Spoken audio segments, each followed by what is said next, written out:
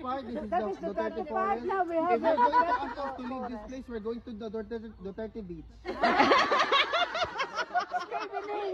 Yeah. It's a really big beach. Though. We're gonna claim a portion. Only a portion. No, but this is just perfect. Yeah. But please, don't be scared if we're coming. Yeah. We know Especially if you look like this.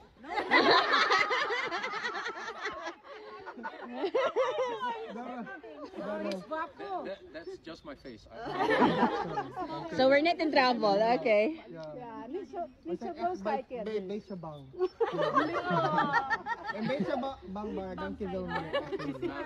Please don't be scared. Dang kilaw ha. Don't you Filipino have to people like. are the most quiet and peaceful people. Exactly. Thank you. We are very quiet. Very quiet. We just want to Very quiet daw, my God. Yeah, we have different point of views, but we respect that. Yeah. We are very quiet. This is just our quiet version. Imagine if we are loud.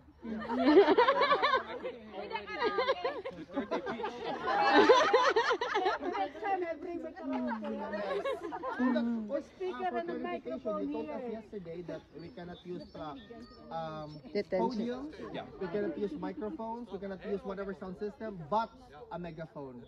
Mar, I was thinking, then we can use 5 megaphones. Yeah, I got you there. Specifically in the rules, it says a megaphone. A megaphone. Yeah, but sometimes one is not enough. 2 is too much. Or what if it's one big megaphone with 10,000 decibels? But it's so loud. That's quite loud. Yeah, definitely. But we respect and we follow the rules. But if you guys want to, I mean, if from 10 to 6, if you guys want to sing and that kind of stuff, that's perfectly fine. As long as it's not like electronically powered. Oh my God! You know what? We saw a butterfly. She was very busy. Talaga lang naman. And so we were like, oh, maybe you are. That's why you are here, because the butterfly called her. I don't know. Yeah, it is. I read it in a book. So, but thank you. Naminaw ba yan si Alvin? No, but honestly, thank you so much for. We are. If you want. Oh, dried fish. Yeah. I tried it, but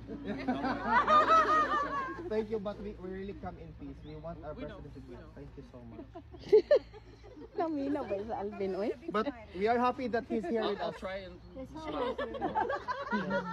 He's here. We carry him everywhere, so that he will not miss anything. And watch out in Skiveningen, ha? We're coming there soon. Dank je wel, echt. Habang masaya. Ito naman ay ka. Oh my God! Did you know that he was not arrested? He was surrendered. That's a difference. Exactly. But that's the Meneer, dank je wel, ha? Echt waar. Please enjoy. Dank je wel. the doer. By the way, there's a problem because they didn't expect us, so we came here yesterday. There's still garbage. Maybe we can give them a heads up that it's gonna be full more. Yeah, I collect. Dada. Maybe they just collect it once a week or so. Yeah. Yeah, maybe. Thank you. Who went to Jollibee?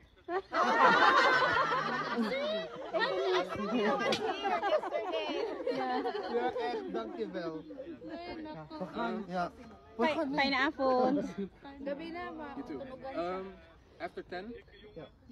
Klopt. Yeah. Yeah, okay. Bye.